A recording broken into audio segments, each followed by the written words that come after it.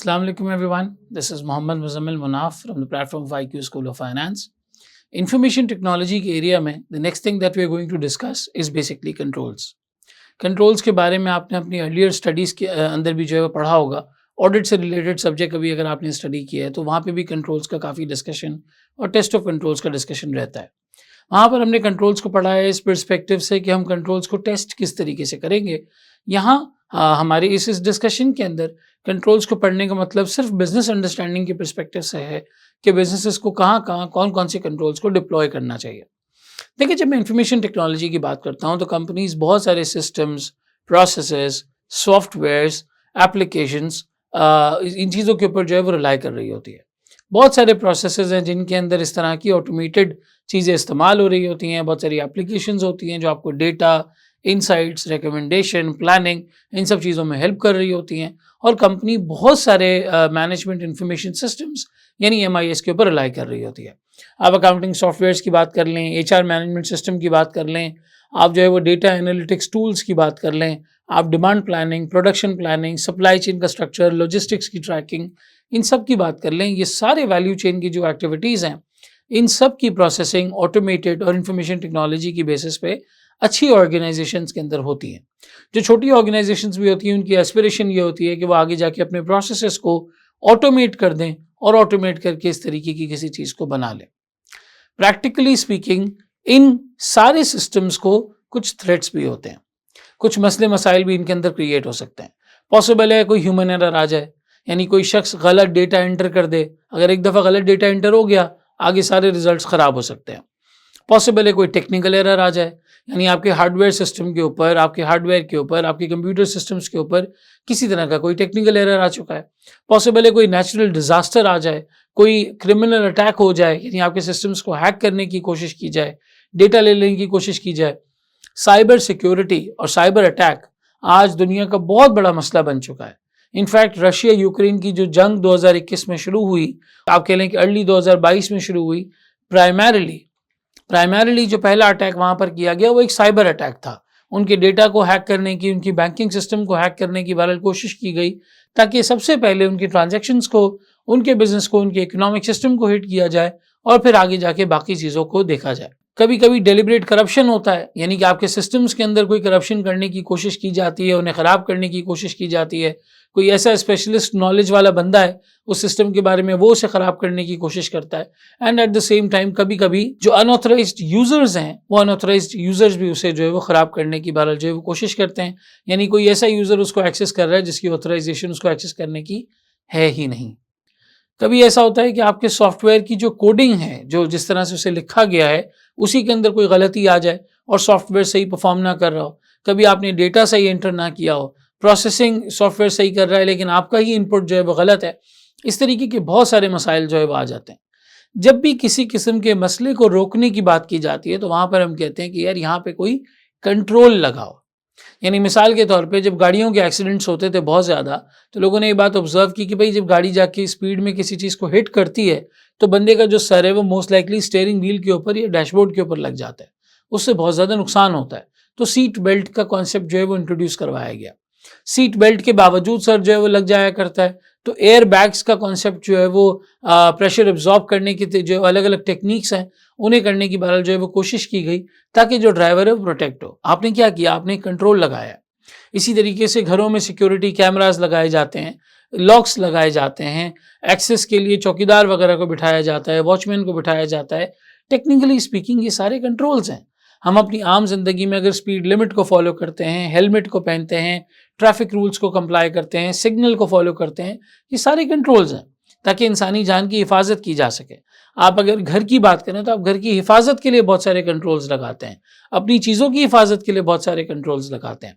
तो बिल्कुल इसी तरीके से कंपनीज भी इन्हीं गलत चीज़ों को होने से या तो रोकने के लिए या जांचने के लिए, डिटेक्ट करने के लिए या ठीक करने के लिए, प्रिवेंशन, डिटेक्शन, करेक्शन, इन तीनों चीज़ों के लिए बहरहाल जो है वो कंपनीज जो है वो कंट्रोल्स डिप्लॉय करती हैं. सर, इन कंट्रोल्स की प्राइमरली दो बड़ी कैटेगरीज हैं जिसमें आ जाता है जनरल कंट्रोल्स और एप्लीकेशन कंट्रोल्स. हम जनरल कंट्रोल्स की बात करते हैं तो जनरल कंट्रोल्स वो जनरल IT इन्वायरमेंट के कंट्रोल्स हैं जो तमाम कंप्यूटर सिस्टम्स को जो है वो अफेक्ट करती हैं। यानी अगर मैं जनरल कंट्रोल्स की बात करूं तो प्राइमरीली जनरल कंट्रोल्स के अंदर आ जाता है कि भाई आपके सॉफ्टवेयर्स किस तरीके से बनाए जा रहे हैं, उनकी कोडिंग कैसे की जा रही है, कौन है जो उन्हें ऑथोराइज कर रहा है, कौन है जो उन्हें डबल चेक कर रहा है, उनमें चेंजेस कैसे हो रही हैं, यूजर्स को ट्रेनिंग कैसे दी जा रही है, फायरवॉल्स कौन से इंस्टॉल्ड हैं, एंटीवायरसेस कौन से इंस्टॉल्ड हैं। जनरल कंट्रोल्स वो कंट्रोल्स होते हैं जो मुकम्मल तमाम आईटी इन्वायरमेंट को जो है वो कंट्रोल करते हैं, सारे टोटल आईटी इन्वायरमेंट को कंट्रोल करते हैं। इसमें फिजिकल सिक्योरिटी मेजर्स आ जाते हैं, फिजिकल प्रोटेक्शन आ जाती है। जनरल कंट्रोल्स के अंदर passwords, encryption, software firewalls, antivirus, ये वाली चीज़ें आ जाती हैं और बहुत सारे इस तरीके के कंट्रोल्स आते हैं। लेकिन जनरल कंट्रोल्स किसी एक प्रोसेस से ताल्लुक़ नहीं रखते, वो तमाम जितनी आईटी सिस्टम्स कंपनी के अंदर ऑपरेट कर रहे हैं तमाम आईटी सिस्टम्स को जो है वो कैटर करते हैं। टेक्निकली स्पीकिंग अगर मैं बात करूं तो मिसाल के तौर पे अगर आपके सिस्टम में फायरवॉल इंस्टॉल्ड नहीं है और कोई और आके उसको हैक कर लेता है तो पूरी ऑर्गेनाइजेशन के सिस्टम को हैक करेगा। वो सिर्फ सेल्स को, परचेज को, सप्लाई चेन को, लॉजिस्टिक्स को, प्रोडक्शन को हैक नहीं करेगा, वो पूरे सिस्टम को हैक कर जाएगा।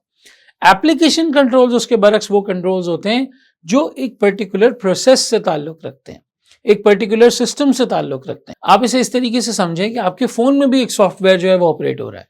It could be Android, it could be iOS, एक सॉफ्टवेयर ऑपरेट हो रहा है। अगर आपके फ़ोन की मेन सिक्योरिटी ही ब्रीच हो जाए तो आपके फ़ोन में जो भी डेटा है, जो भी एप्लीकेशंस हैं, सारी एट रिस्क है। लेकिन कभी कभी लोग व्हाट्सएप के ऊपर एक फिंगरप्रिंट का लॉक लगा के रखते हैं कि भाई जब तक फेशियल रिकग्निशन ना हो, फिंगरप्रिंट ना हो, व्हाट्सएप नहीं खोलना चाहिए। तो वो एक एप्लीकेशन कंट्रोल है, यानी वो सिर्फ एक व्हाट्सएप को प्रोटेक्ट कर रहा है, ना कि पूरे मोबाइल और पूरी आईटी इन्वायरमेंट को जो एक ऑर्गेनाइजेशन के अंदर जो है वो ऑपरेट होता है। एप्लीकेशन कंट्रोल्स का मतलब मिसाल के तौर पे आपने कोई सम डिजिट चेक लगा दिया सिर्फ सेल्स के प्रोसेस के अंदर, कोई रेंज चेक, एग्जिस्टेंस चेक लगा दिया परचेसेस के अंदर, आपने इसी तरीके से कुछ सिमिलर कंट्रोल डिप्लॉय कर दिया पेरोल डिपार्टमेंट में, एचआर डिपार्टमेंट में, आपने कोई कंट्रोल डिप्लॉय कर दिया मिसाल के तौर पे एडमिनिस्ट्रेशन डिपार्टमेंट में, तो ये एप्लीकेशन कंट्रोल्स कहलाते हैं। एप्लीकेशन कंट्रोल्स प्राइमरीली अगर ब्रीच हो जाएं तो वो सिर्फ उसे एक पर्टिकुलर प्रोसेस को अफेक्ट करते हैं, पूरी ऑर्गेनाइजेशन के आईटी सिस्टम्स को अफेक्ट नहीं करते। अब आए हम वन बाय वन दोनों को थोड़ा सा डिटेल में देखते हैं। सबसे पहले देखते हैं जनरल कंट्रोल्स में कौन कौन से कंट्रोल्स आते हैं और उनकी क्या मायने, क्या डिस्क्रिप्शन और क्या उनका मतलब है। जनरल कंट्रोल्स के बारे में अगर हम बात करें तो जनरल कंट्रोल्स वो कंट्रोल्स हैं जो तमाम software, applications, systems, processes, automated processes, यानी कंपनी के टोटल आईटी इन्वायरमेंट को प्रोटेक्ट करता है। सारे के सारे प्रोसेसेस जितने भी ऑटोमेशन की बेसिस पर हैं, टेक्नोलॉजी की बेस पर हैं, सारे प्रोटेक्ट होते हैं। अगर मैं सबसे पहले बात करूं तो जो सबसे प्राइमरी और सबसे ज़रूरी कंट्रोल जनरल कंट्रोल के अंदर आता है वो फिजिकल एक्सेस कंट्रोल्स हैं। यानी जहाँ पे कंपनी के सर्वर्स रखे हुए हैं, आईटी इक्विपमेंट रखा हुआ है, इस तरीके का इक्विपमेंट है जहाँ पे प्रोसेसिंग होती है, जहाँ पे आपका सारा हार्डवेयर इंस्टॉल्ड है, कोई भी वहाँ पे एक्सेस ना कर सके। आपने वहाँ पे ऑथराइजेशन लगाई हुई है, हर कोई वहाँ पर जा नहीं सकता, उसे एक्सेस नहीं कर सकता। अब वहाँ पे आप लॉक्स का इस्तेमाल करें, डोर लॉक्स का इस्तेमाल करें, आप जो है वो बार्स का इस्तेमाल करें, कोई भी तरीका हो सकता है, लेकिन उन रूम्स के अंदर किसी को एक्सेस नहीं होना चाहिए जहाँ पे कंपनी के सर्वर, कंपनी का हार्डवेयर जो है वो मौजूद है। ये ऐसे है जैसे मैं अपने लैपटॉप की हार्ड डिस्क में सारा डेटा रखता हूँ और फिर लैपटॉप का एक्सेस किसी और को दे देता हूँ, तो वो मेरी हार्ड डिस्क से, यानी कि मेरे हार्डवेयर से मेरा सारा डेटा जो है वो डिलीट कर सकता है, या उसको ख़राब कर सकता है, या उसकी प्रोसेसिंग ख़राब कर सकता है, या सॉफ्टवेयर को करप्ट कर सकता है। तो उस फिजिकल डिवाइस का एक्सेस बिल्कुल भी आपको जो है वो नहीं देना किसी और को। जो छोटी कंपनीज होती हैं वो गूगल और इस तरह के जो क्लाउड्स होते हैं उनको इस्तेमाल कर लेती हैं। जो बड़ी कंपनीज होती हैं वो अपने खुद के सर्वर्स इंस्टॉल कर लेती हैं। तो इक्विपमेंट की फिजिकल सिक्योरिटी सबसे पहले और सबसे ज़्यादा ज़रूरी है। इसके अलावा कोई फिजिकल डिज़ास्टर, फायर, फ्लडिंग, इस तरीके की चीज़ें ना हो जाएं, इसके लिए भी कुछ मेजर्स को करना ज़रूरी है। यानी कंपनीज अपने फिजिकल हार्डवेयर को प्रोटेक्ट करे, ऐसी जगहों पर उन्हें रखे जहाँ पे फ्लड वगैरह का रिस्क नहीं है, बैकअप साइट कंपनी से थोड़ी सी दूर है, इस तरीके के मामलात वहाँ पे नहीं है। मिसाल के तौर पे आपका कोई समुद्री इलाके में अगर ऑफिस है तो वहाँ पर आप अपने सर्वर्स ना इंस्टॉल करें, सर्वर ऐसी जगह पे इंस्टॉल करें जहाँ पे इस तरीके का कोई रिस्क या इस तरीके का कोई प्रॉब्लम आपके पास जो है वो नहीं आ रहा। आप फिजिकल प्रोटेक्शन केबल्स लगा सकते हैं, किन केबल्स के लिए फिजिकल प्रोटेक्शन लगा सकते हैं, आप शटर प्रूफ ग्लास यूज़ कर सकते हैं, स्मोक डिटेक्टर्स यूज़ कर सकते हैं, रेगुलर फायर ड्रिल्स करवा सकते हैं कि भाई कभी खुदा न खास्ता आग लगती है तो उसके लिए क्या करना होगा, क्या प्रोसीजर फॉलो करना होगा, और इंश्योरेंस कवर वगैरह भी ऑब्टेन कर सकते हैं ताकि अगर कभी ऐसा कोई मसला हो, कोई ऐसा प्रॉब्लम हो तो आपके पास ये सारी चीज़ों की प्रोटेक्शन मौजूद हो। दूसरा बड़ा कंट्रोल जो हमारे पास यहाँ पर आता है जनरल कंट्रोल्स के अंदर वो है बाय यूज़ ऑफ पासवर्ड्स। आप किसी भी सिस्टम, प्रोसेस या किसी भी किस्म की ऑथराइजेशन के ऊपर पासवर्ड्स का मैकेनिज्म लगा सकते हैं। चाहे बंदा सेल्स का हो, चाहे परचेज का हो, चाहे एचआर का हो, चाहे प्रोडक्शन का हो, चाहे सप्लाई चेन का हो, चाहे लॉजिस्टिक्स का हो, चाहे फाइनेंस का हो, चाहे एडमिनिस्ट्रेशन का हो। हर बंदा अपने सॉफ्टवेयर को, अपने सिस्टम को एक पासवर्ड से रेगुलेट कर रहा है।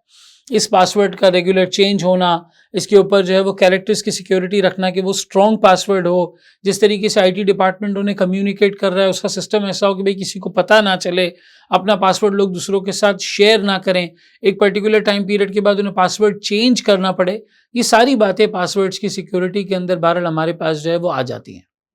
कुछ मसले मसाइल पासवर्ड्स के केस में भी होते हैं, लोग दूसरों के साथ इनको जो है वो शेयर कर लेते हैं। इसी तरीके से कभी कभी ये प्रेडिक्टेबल हो जाते हैं, लोगों को अंदाज़ा होता है कि भाई इनका पासवर्ड क्या होगा। हैकर उस प्रेडिक्शन को यूज़ करके, उस प्रेडिक्टेबल पैटर्न को यूज़ करके उनको जो है वो क्रैक कर लेता है, हैक कर लेता है सिस्टम को। इसी तरीके से कभी कभी यूज़र्स की आदत होती है कि वो कहीं ना कहीं पासवर्ड लिख के रखते हैं। अब जीमेल आईडी के अंदर एक ईमेल बनाई, उस ईमेल में सारे पासवर्ड लिखे और जाके जीमेल पे डाल दिया, तो एम्प्लॉई, मतलब जो हैक करने वाला है, वो एम्प्लॉई की ईमेल आईडी भी एक्सेस कर सकता है अगर उसके पास ये सारी चीज़ें जो है वो आ जाए। वो सिस्टम खोलेगा, ईमेल आईडी खोलेगी और आराम से वो सारे पासवर्ड्स वहाँ पे जो है वो मिल जाएंगे। तो पासवर्ड एक इंटीग्रल जो है वो तरीक़ाकार है, लेकिन बहरहाल समझने की ज़रूरत ये है कि कुछ अप्रोप्रिएट मेजर्स उसके हवाले से भी लगाए जाएँ। चेंज हो रहा है रेगुलरली, किसी के साथ शेयर नहीं हो रहा, जिस तरीके से दिया जा रहा है उसमें किसी को पता नहीं चल रहा, so on and so fourth. Password basically एक प्रॉम्प्ट है, स्क्रीन पर आता है, कोड है, आप एंटर करते हैं, आपको एक्सेस मिल जाता है। किसी और को अगर शेयर किया हुआ होगा तो बहुत ज़्यादा मुश्किल आएगी। और हम अपनी आम जिंदगी में तकरीबन हमारी हर डिवाइस के अंदर पासवर्ड लगा के रखते हैं, चाहे मोबाइल हो, चाहे हमारा लैपटॉप्स हो। अब तो फेशियल रिकग्निशन और पता नहीं कितनी जो है वो मॉडर्न टेक्निक्स आ चुकी हैं, फिंगरप्रिंट वगैरह, वो सारी चीज़ें, लेकिन बहरहाल वो एक तरीके से पासवर्ड प्रोटेक्शन में ही आ जाता है। नेक्स्ट हमारे पास आता है इंक्रिप्शन। इंक्रिप्शन का मतलब ये है कि मैं जिस सोर्स, जिस जगह से डेटा ट्रांसफर हो रहा है, जिस जगह पर जाने के लिए, मैं बीच में इस डेटा को ऐसे कन्वर्ट कर दूं कि वो एक रीडेबल फॉर्मेट पे ना रहे और किसी को समझ ना आए कि इसका मतलब क्या है। एक पर्टिकुलर की या एक पर्टिकुलर फॉर्मूले के हिसाब से मैं इसे 100% जो है वो चेंज कर दूं तो समझ ही ना आए सामने वाले को कि भाई इसका मतलब क्या है। जैसे फॉर एग्जाम्पल, एक बैंक अपने जो है वो यूजर की अकाउंट इन्फॉर्मेशन दूसरे बैंक के साथ शेयर कर रहा है, तो रास्ते में जब ये डेटा ट्रांसमिट होता है, जब ये इन्फॉर्मेशन एक्सचेंज होती है, तो उस अकाउंट नंबर को ऐसे तब्दील कर दिया जाता है कि वो पढ़ने में समझ ही नहीं आता। बाज़ दफ़ा आपने कुछ फाइल सॉफ्टवेयर्स की डाउनलोड की होंगी और एक वर्ड पैड या नोट पैड की फाइल खुली होगी, उसमें अजीब सी एक लैंग्वेज के अंदर बिल्कुल ही डिफरेंट बात लिखी होगी और आप उसे पढ़ के समझ ही नहीं पा रहे होंगे कि ये कहना क्या चाहता है। टेक्निकली वहाँ पर डेटा इनक्रिप्ट हुआ है।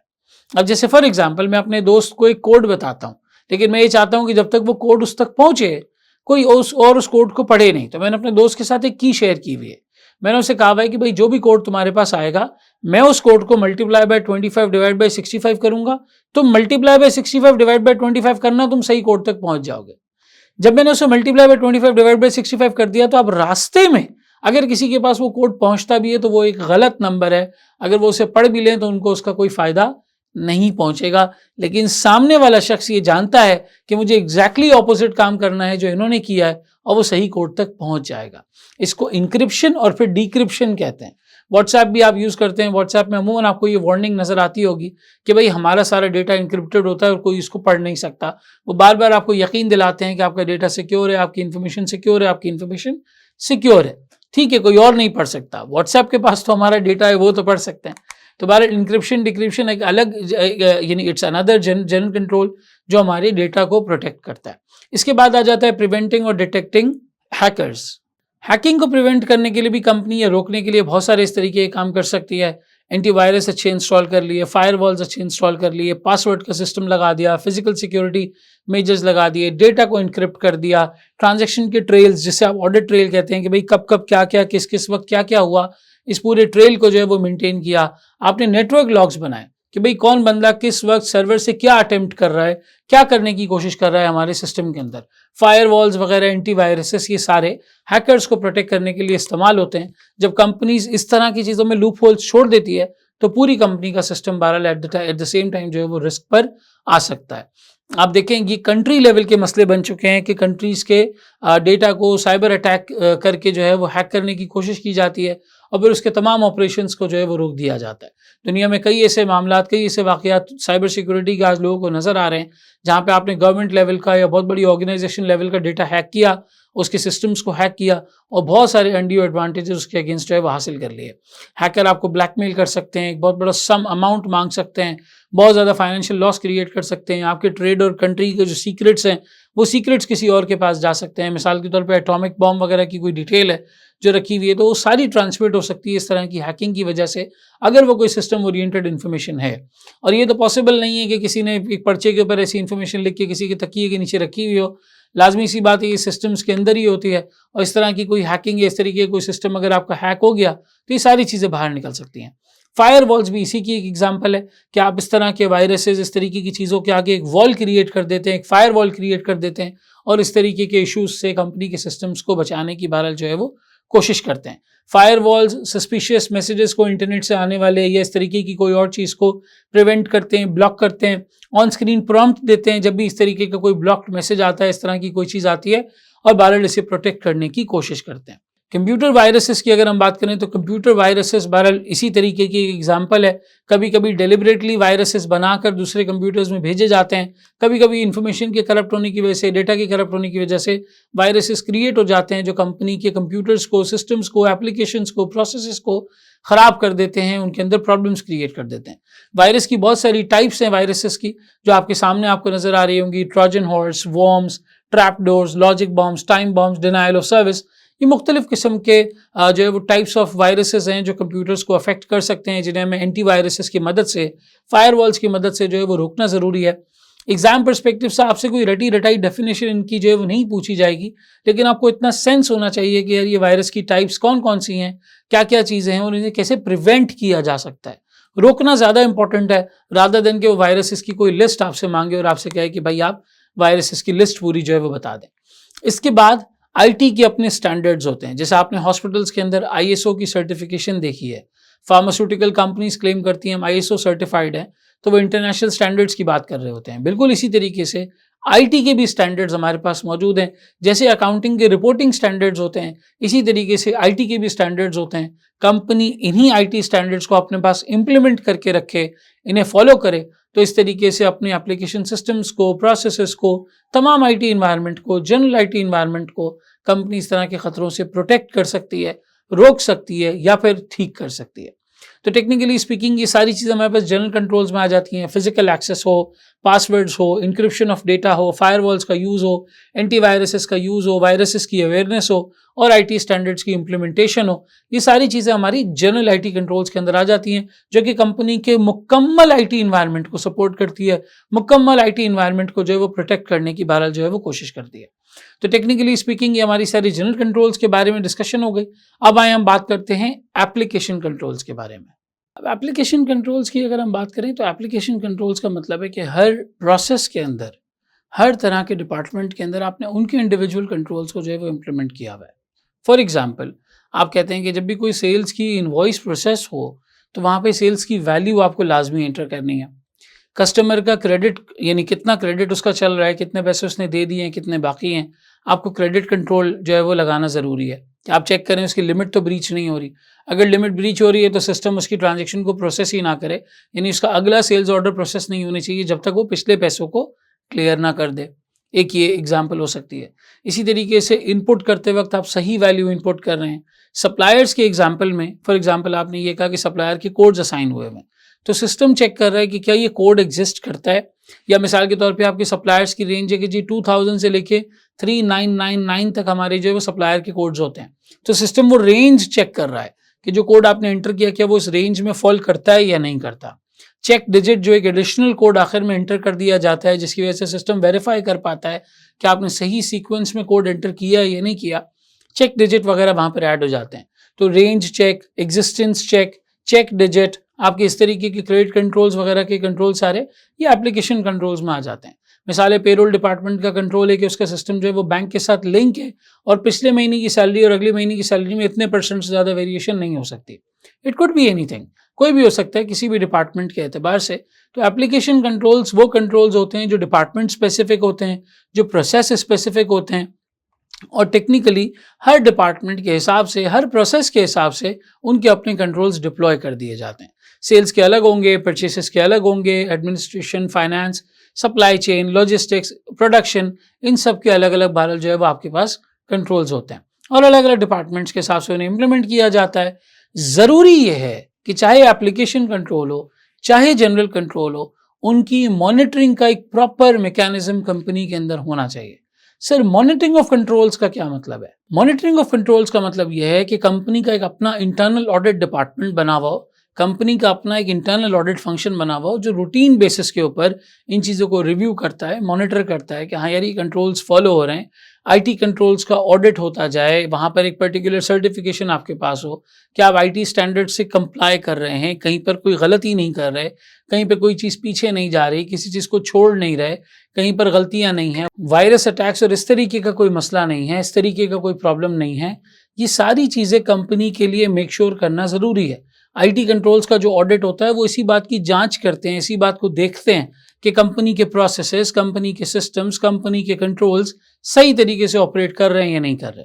कहीं ऐसा तो नहीं है कि कहीं पर लूप होल्स हैं, कहीं पे हैकिंग या इस तरह की किसी चीज़ का मसला मामला हो सकता है। ये सारी चीज़ें आईटी कंट्रोल्स के अंदर आ जाती हैं और फिर इन ऑडिट्स को करने की वजह से इंटरनल ऑडिट डिपार्टमेंट की फाइंडिंग्स या जो एक्सेप्शंस निकलती हैं उनको रिपोर्ट किया जाता है कि भाई यहाँ पे ये होना चाहिए था, इसकी बजाय ये हुआ है, यहाँ ये होना चाहिए था, इसकी बजाय ये हुआ है। अगर कंट्रोल्स को मॉनिटर करने का मैकेनिज्म नहीं होगा तो आप लाख पन्ने भर दें, प्रोसेसेस भर दें, कोई फायदा नहीं है। इसकी एग्जांपल ऐसी है कि एक पानी का टैंक है जिसमें लीकेज मौजूद है, आप जितना पानी उसके अंदर डालते जाएं लीकेज से आपका पानी निकलता चला जाएगा और टैंक कभी भी फुल नहीं होगा। बिल्कुल इसी तरीके से आप बहुत अच्छे कंट्रोल्स बना लें, लेकिन अगर आपके प्रोसेसेस सही यानी इंप्लीमेंट नहीं हुए, उसकी मॉनिटरिंग नहीं हो रही, उसकी एक्सेप्शंस रिपोर्ट नहीं हो रही, जो गलतियां हो रही हैं उन्हें कहीं पर रिपोर्ट नहीं किया जा रहा, बताया नहीं जा रहा, किसी फोरम पर डिस्कस नहीं किया जा रहा, तो वो कभी भी कंट्रोल्स इंप्लीमेंट नहीं होंगे। पाकिस्तान का लॉ, कॉन्स्टिट्यूशन, इंडिया का लॉ, कॉन्स्टिट्यूशन, श्रीलंका, बांग्लादेश, ये जो साउथ एशियन खित्ता है, हर जगह पे लॉज रेगुलेशंस बने हुए हैं, बाकायदा पूरे पूरे कॉन्स्टिट्यूशंस बने हुए हैं, लेकिन लॉ एंड ऑर्डर की सिचुएशन जनरली पूरे साउथ एशिया में ख़राब है, जनरली पूरे साउथ एशिया में ख़राब है। क्यों? रीज़न बीइंग वो इम्प्लीमेंटेशन नहीं है, वो मॉनिटरिंग नहीं है, वो एक्सेप्शन रिपोर्टिंग नहीं है, उसके ऊपर बात नहीं की जाती। तो इसलिए आपके आईटी कंट्रोल्स जो है वो इतने इफेक्टिव नहीं होते। जितनी मॉनिटरिंग आपकी इफेक्टिव होगी, आईटी कंट्रोल्स भी आपके इतने ही इफेक्टिव और इतने ही एफिशिएंट होंगे, और ये सारी चीज़ें मिलकर एक आईटी कंट्रोल का मैकेनिज्म बनाती है। तो यहाँ तक आते आते हमने जनरल कंट्रोल्स का पूरा एक ओवरव्यू लिया, एप्लीकेशन कंट्रोल्स का पूरा एक ओवरव्यू लिया, हमने कोबिट के बारे में समझा, वेब ट्रस्ट के बारे में समझा, और जनरली इन कंट्रोल्स की ज़रूरत क्यों होती है। सबसे शुरुआत में हमने इस पूरी नीड के बारे में जो है वो बात की। ऑल इन ऑल हमारी ये सारे कॉन्सेप्ट्स आईटी कंट्रोल के हवाले से मुकम्मल हो चुके। अब आए हम क्वेश्चंस की तरफ बढ़ते हैं और देखते हैं कि इन कंट्रोल्स की इम्प्लीमेंटेशन क्वेश्चंस में किस तरीके से होती है। Thank you so much. Allah हाफिज़।